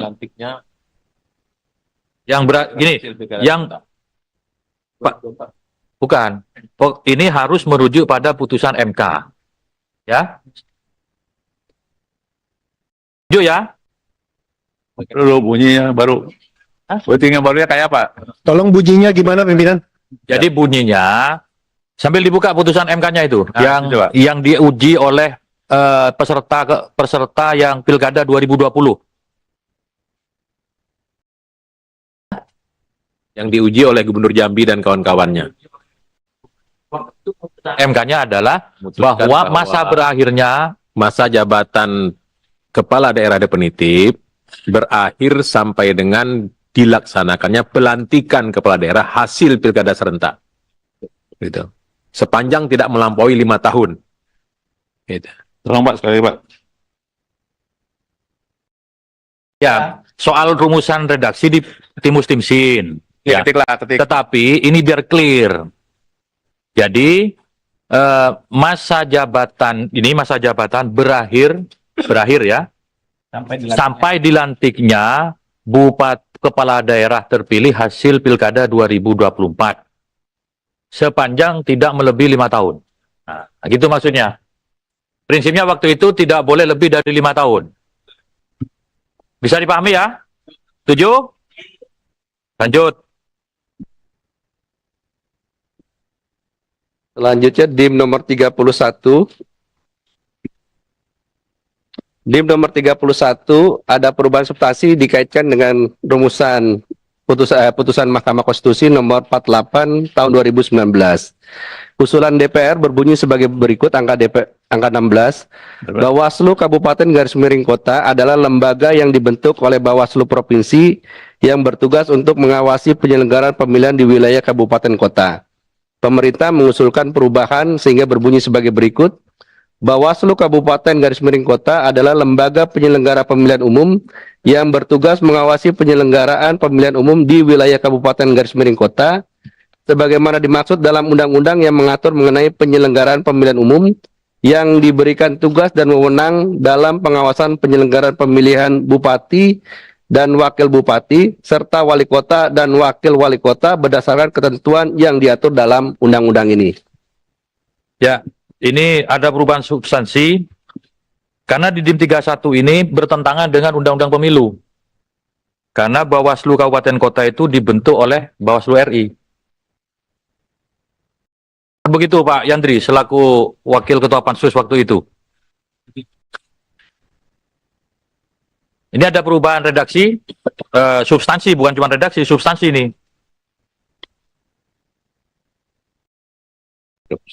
Karena pengertian, ini lebih pada pengertian. Iya. Setuju ya? Oke, ini pimpinan ketok saja. Lanjut. Selanjutnya DIM nomor 50 huruf E, pembentukan Bawaslu Kabupaten garis miring Kota, Panwas Kecamatan, Panwas Kelurahan garis miring Desa, dan pengawas TPS (2), diusulkan oleh pemerintah diubah substansinya. Perubahan nomenklatur dari PPL menjadi Panitia Pengawas Pemilihan Kelurahan garis miring Desa, tetapi untuk Bawaslu Kabupaten Kota tidak ada lagi pembentukan karena sudah dibentuk saat pemilu. Sehingga rumusannya menjadi sebagai berikut. pembentukan Panwas Kecamatan, Panwas Kelurahan garis miring Desa, dan pengawas TPS titik koma. Setuju ya? Lanjut.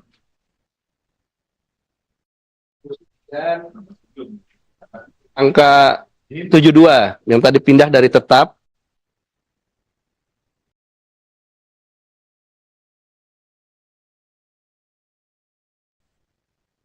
DIM 72 berkaitan dengan huruf D, berusia paling rendah 30 tahun untuk calon gubernur dan calon wakil gubernur, serta 25 tahun untuk calon bupati dan calon wakil bupati, serta calon wali kota dan calon wali kota, titik koma.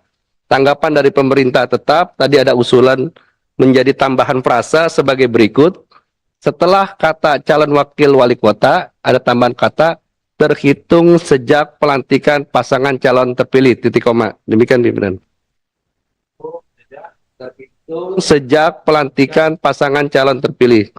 Sesuai dengan keputusan hukum.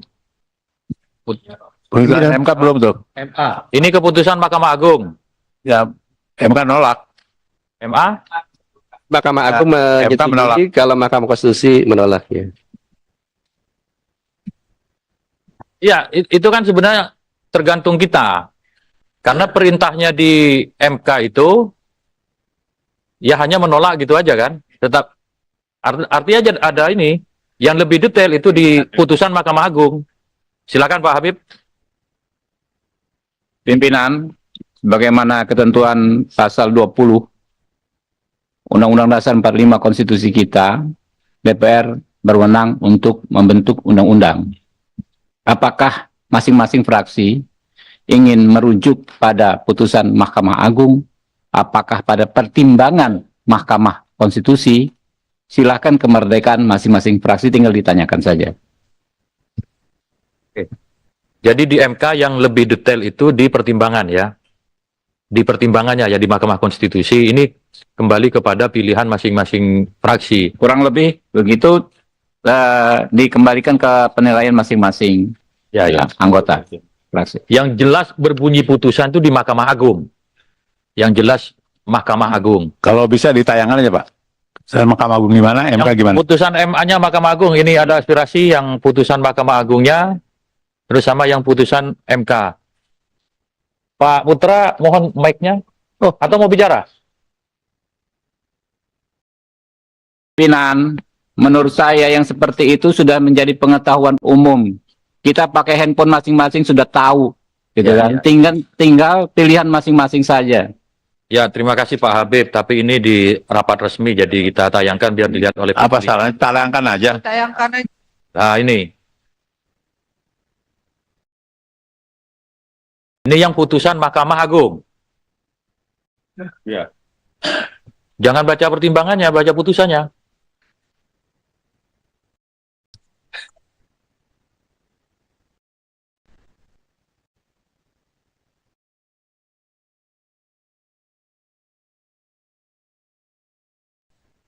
Sejak pelantikan calon terpilih. Mana itu? Sejak pelantikan pasangan calon terpilih ya. Sejak pelantikan ya. MK tolong Pak. Izin pimpinan. Ya, silakan. Satu pilihan Pak. Ya. Tapi lalu mencari yang Jadi, ya. menurut pandangan kami setelah dibuka ini, maka apa tadi yang disampaikan ya berarti sudah betul terhitung sejak pelantikan pasangan calon terpilih. Golkar setuju, masuk. Ada fraksi lain? Tolong MK dulu Pak. Putusan MK. Ya. Pak Putra? Oh, putusan MK.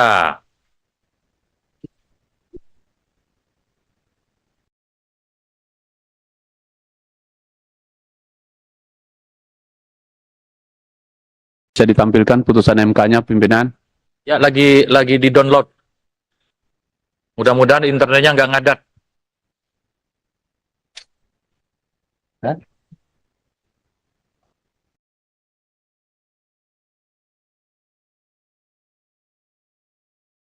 Ada 3 putusan.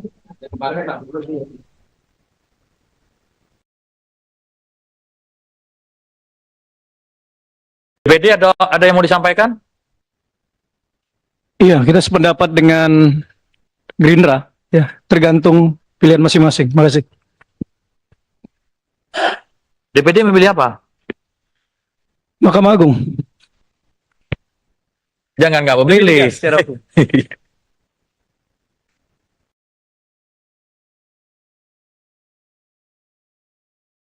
Nih, sambil Enggak, pimpinan gini aja. pemerintah.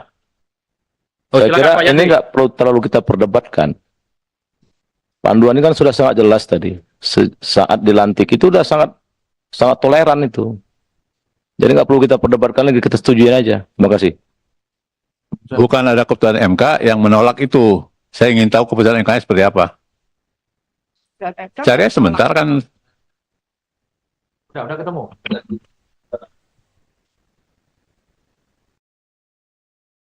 Jadi yang terpenting itu putusannya. Kalau di pertimbangan hukum itu kan sama kayak Jadi rapat, ya. pimpinan berdasarkan ya apa yang kita pahami, mahkota putusan itu adalah amar putusan. Ya. Jadi dan lagi pula tidak ada kewenangan institusi Mahkamah Konstitusi menegasikan putusan Mahkamah Agung. Jadi putusan Mahkamah Agung tetap mengikat. Pemerintah ada berpendapat? Terima kasih. Karena ini kan usulan teman-teman dari DPR, termasuk juga dulu menjadi usulan saya sebenarnya. Kami dari pemerintah ikut saja dari apa yang menjadi kesepakatan teman-teman di parlemen. Karena sebagai penghargaan yang menginisiasi, kalau sebagian besar atau bahkan kalau bisa bulat memutuskan, ya kami ikut saja. Dengan rumusan yang ada kami setuju kalau itu di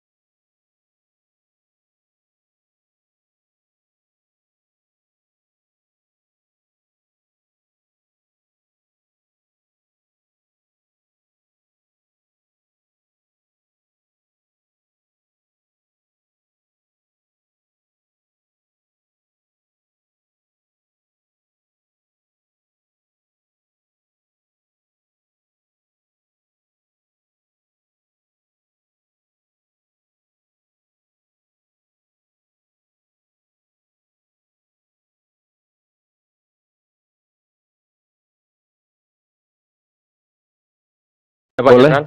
Boleh. Siap. Ketua dan rekan-rekan yang saya hormati, saya baru menjadi anggota Balik, ya. Saya mencoba mempelajari masalah ini. Kan ini bapak-bapak yang buat, ya, bapak dan ibu yang buat. Saya akan coba dari pasal dan subpasalnya. Izinkan saya membacanya, ya. Dalam DIM nomor 68, 2 dalam kurung, calon gubernur dan calon wakil gubernur, calon bupati dan calon wakil bupati, serta calon wali kota dan calon wakil wali kota, sebagaimana dimaksud pada ayat 1. Nah, jadi calon.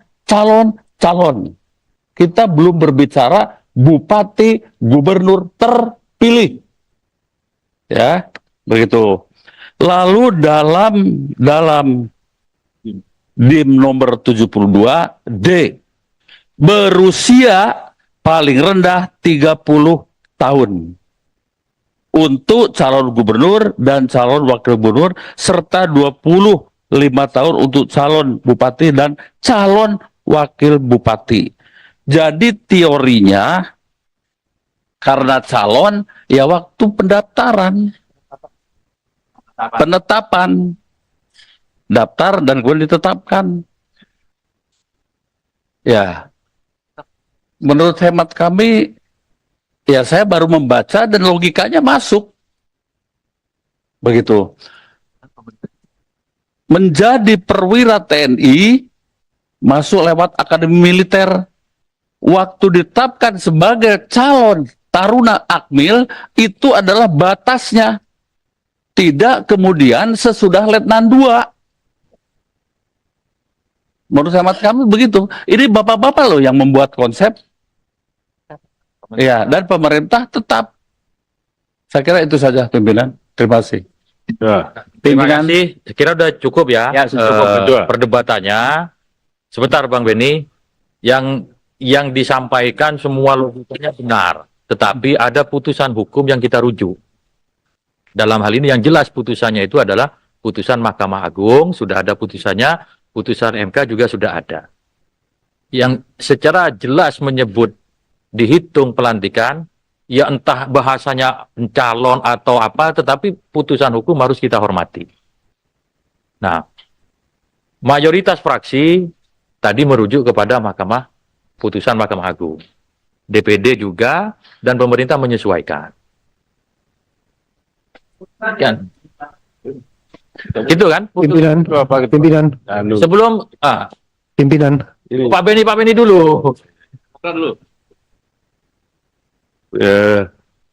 Saya usul Pak Ketua Pimpinan ya, supaya kasih kesempatan kepada masing-masing fraksi untuk menyampaikan pandangan hilir, supaya publik juga tahu. Jangan-jangan kami ini dipilih rakyat tapi nggak ngomong apa-apa. Nanti lama-lama hilang kami di sini. Yang kedua, Pak Ketua, saya ingin menyampaikan problem kita dengan DIM 72 ini bukan soal apa yang sudah kita usulkan, tetapi ada 2 putusan dari 2 lembaga tinggi negara, 2 lembaga tinggi negara, dan masih eksis. Putusan Mahkamah Agung dan putusan Mahkamah Konstitusi yang kemudian. Dan putusan MK ini tidak menganulir putusan Mahkamah Agung. Kan begitu dia. Jadi kita sebagai pembentuk undang-undang melihat ini kan norma yang sama. Kecuali kalau putusan Mahkamah Konstitusi memutuskan bahwa apa yang diputuskan Mahkamah Agung tidak berlaku. Yang itu. Ini kita kemudian jadi bingung milih yang mana. Saya setuju dengan yang terhormat Pak Habib tadi, ini adalah pilihan politik tadinya. Pilihan politik kita yang ada di balik ini, mau pilih yang mana? Sebab kita nggak bisa gugat lagi ke MK, mana yang kau masukkan, atau ke Mahkamah Agung. Kita menghormati dua lembaga ini.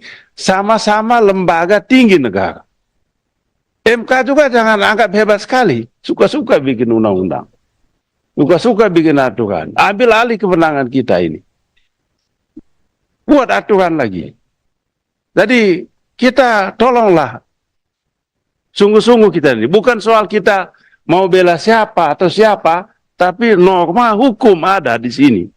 Dan pilihan yang mana? Pilihan politik. Dan itu sah. Ya silakan aja Pak Ketua. Ya. Terima kasih. Setuju ya, merujuk kepada Mahkamah Agung ya. Lanjut. Pimpinan ini setuju atas apa ini pimpinan? Yang pilihan MK, Mahkamah Agung, putusan kan ada 2 putusan pengadilan. Fraksi PD sudah kita kasih kesempatan ngomong. Fraksi yang lain kan juga punya kesempatan untuk ngomong. Punya hak yang sama. Oke, terus yang diputuskan apa? Merujuk kepada putusan Mahkamah Agung. Mayoritas. Sudah dihitung per fraksi pimpinan? Siapa yang setuju, siapa yang tidak setuju? Udah kelihatan dari tadi itu. Tadi kalau nggak salah baru 2 yang ngomong. Silakan lanjut. Pak Ketua. Pimpinan. Ya, nggak perlu mengatur fraksi yang lain. Yang penting fraksi PD sudah menyampaikan pendapatnya. Fraksi lain menyatakan persetujuannya, ya urusannya fraksi lain-lain gitu. Saya kira fair aja kan. Kita kan tidak Pimpinan, saya kira kita lanjutkan supaya bisa kita bahas DIM selanjutnya, pimpinan. Pak Ketua. Ya, bukannya bertanya ini. Kami hanya sekedar mengingatkan, dan kami juga ingin juga teman-teman kita urung rembuk. Ya. Ada putusan yang sudah jelas dan kita harus akomodir. Ya, putusan 60 kemarin itu menurut kami yang ada di PDI Perjuangan dua-duanya sudah jelas. Mengenai threshold sama mengenai usia. Kalau sekalipun ya mengenai usia di pasal 7 ayat 3 ini dikatakan open legal policy, kami khawatir itu akan menjadi kekeliruan. Karena apa? Ini hanya kekhawatiran. Apapun nanti yang diambil dan diputus oleh teman-teman, tentunya kami cuma satu fraksi yang suaranya kan 8. Kita akan terima. Tapi jangan sampai rapat kita ini yang dihadiri oleh orang-orang yang pintar-pintar dan paham hukum tata negara ini sia-sia. Karena memang ingin saya tanyakan tadi, apakah putusan itu sudah clear and clean mengatakan ya bahwa itu efektif pada saat ditetapkan sebagai pasangan calon. Dan sesuai dengan logika dan nalar sehatnya begitu. Kalau pengaturan digantungkan pada saat dilantik, itu yang saya katakan tadi. Nggak masuk rasio legisnya. Tapi kalau teman-teman ingin mengakomodir itu, kita ikut aja. Ya, terima kasih, Pak. Oke. Ya, terima kasih Pak Arteri. Nanti menjadi catatan saat penyampaian sikap fraksi. Ya, tepuk tangan buat Pak Arteri dong. Silakan. Baik, pimpinan. Selanjutnya kita ke DIM nomor 87. Ini DIM perubahan substansi. Semula huruf S berbunyi sebagai berikut, usulan DPR mengajukan cuti sebagai anggota Dewan Perwakilan Rakyat, anggota Dewan Perwakilan Daerah, dan anggota Dewan Perwakilan Rakyat Daerah sejak ditetapkan sebagai pasangan calon peserta pemilihan titik koma. Pemerintah mengusulkan perubahan substansi, kemudian berdasarkan kepada putusan MK nomor 33 PUU 13 Romawi garing 2015. Jadi disarankan usulan rumusan sebagai berikut. Mengundurkan diri sebagai anggota DPR, anggota DPD, dan anggota DPRD sejak ditetapkan sebagai pasangan calon peserta pemilihan. Demikian, pimpinan. Lanjut.